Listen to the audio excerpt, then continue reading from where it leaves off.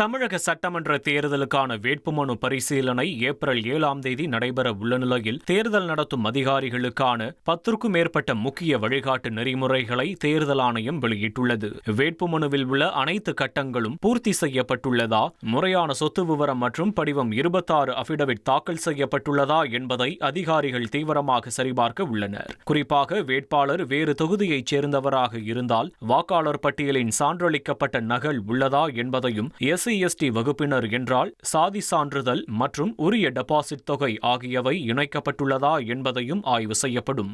மேலும் தேர்தல் செலவுக்காக ஒரு நாளைக்கு முன்பே தனி வங்கிக் கணக்கு தொடங்கி அதன் விவரங்களை அளித்திருப்பது கட்டாயமாக்கப்பட்டுள்ளது. பொது பார்வையாளர்கள் முன்னிலையில் நடைபெறும் இந்த பரிசீலனையில் கையெழுத்து இல்லாமலோ அல்லது முக்கிய ஆவணங்கள் குறையாகவோ இருந்தால் மனுக்கள் தள்ளுபடி செய்யப்பட வாய்ப்புள்ளதாக தேர்தல் ஆணையம் எச்சரித்துள்ளது. 1,27,00,000 மனங்களை வென்ற தந்தி டிவி யூடியூப் சேனல். தவிர்க்க முடியாத தம்ப்நெயில்ஸ், கலக்கலான கான்டென்ட்ஸ். நீங்களும் இந்த குடும்பத்தில் இணைய இப்பவே சப்ஸ்கிரைப் பண்ணுங்க.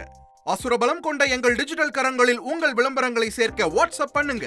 8939888838. Email advtthanditv@dttv.in.